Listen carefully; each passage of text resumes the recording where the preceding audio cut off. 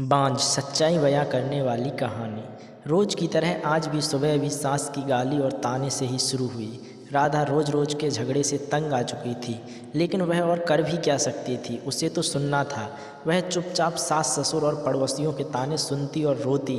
राधा की शादी राजेश के साथ 6 साल पहले हुई थी। इन 6 सालों में जिन लोगों की शादी हुई थी वे 1-2 बच्चे के माँ बाप बन गए थे, लेकिन राधा अभी तक माँ नहीं बन पाई थी। इसके चलते उसे बांझ जैसी उपाधि मिल गई थी। राह चलती औरतें भी राधा को तरह तरह के ताने देती थीं और बांझ कहकर चिढ़ाती थीं। राधा को यह सब बहुत खराब लगता था, लेकिन वह किस किस का मुंह बंद करती। आखिर वे लोग भी तो ठीक ही कहते हैं। राधा सोचती, मैं क्या करूं? अपना इलाज तो करा रही हूं, डॉक्टर ने लगातार इलाज कराने को कहा है, जो मैं करा रही हूं, लेकिन जो मेरे बस में नहीं है उसे मैं कैसे कर सकती हूं। एक दिन पड़ोस का एक बच्चा खेलते खेलते राधा के घर आ गया।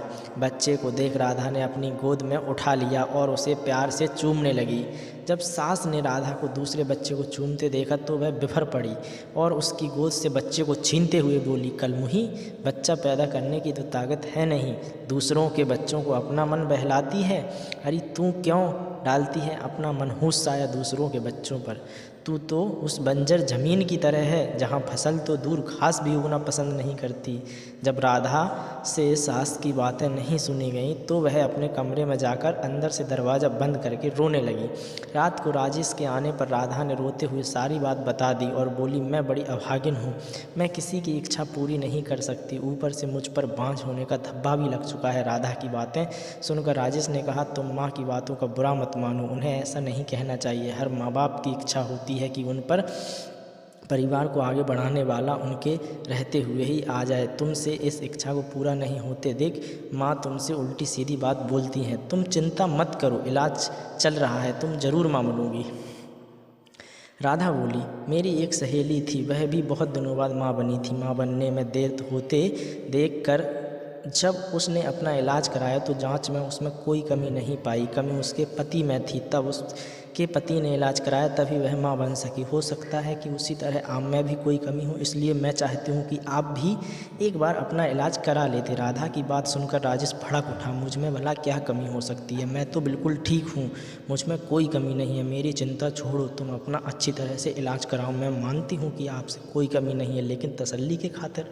राधा ने सलाह देते ख्याल में ऐसा कहा, लेकिन राजेश ने उसकी बात बीच में ही काट दी। नहीं राधा, तसल्ली वगैरह कुछ नहीं, मैंने कहा मुझ में कोई कमी नहीं है। राजेश ने उसे डांट दिया। पति के भड़के मिजाज को देख राधा ने चुप रहना ही उचित समझा।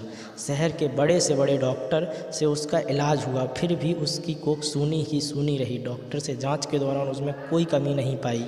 देखो राधा, रिपोर्ट देखने के बाद तुम में कोई कमी नज़र नहीं आती। शायद तुम्हारे पति में कोई कमी होगी, तुम एक बार उसे भी इलाज के लिए ले आओ। डॉक्टर ने उसे समझाया। अब राधा को पूरा भरोसा हो गया था कि उसमें कोई कमी नहीं है। माँ बनने के लिए कमी उसके पति में ही है, लेकिन उसे कौन समझाएगा? उसे राजेश के गुस्से से भी डर लग रहा था। एक दिन किसी ने राधा की सास को बताया कि पास के ही गांव के मंदिर में एक बाबा रहते हैं, जिसकी दुआ से हर किसी का दुख दूर हो जाता है। सास ने यह बात अपने बेटे राजेश को बता दी और राधा को बाबा के पास भेजने को कहा।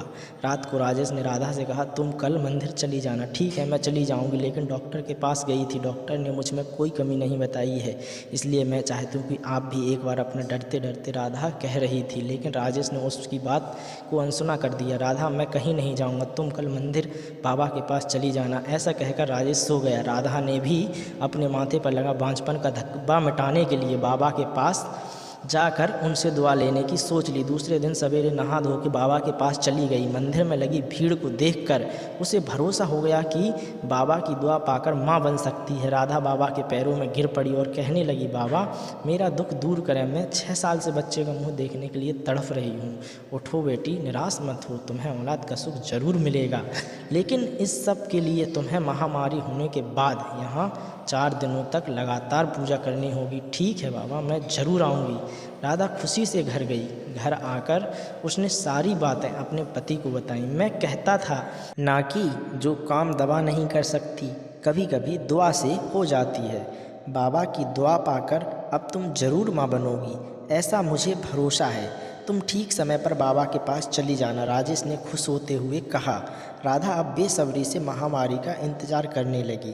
कुछ दिनों बाद उसे महावारी हो गई। महावारी पूरी होने के बाद राधा फिर बाबा के पास गई। उसे देखते ही बाबा ने कहा, बेटी, जैसा कि मैंने तुम्हें पहले कहा था कि यहाँ रहकर 4 दिनों तक लगातार पूजा करनी पड़ेगी, तभी तुम माँ बन सकोगी।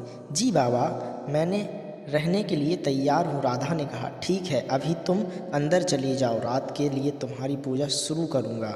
अपनी चाल का कामयाब होते देख बाबा मन ही मन खुश होते हुए बोला।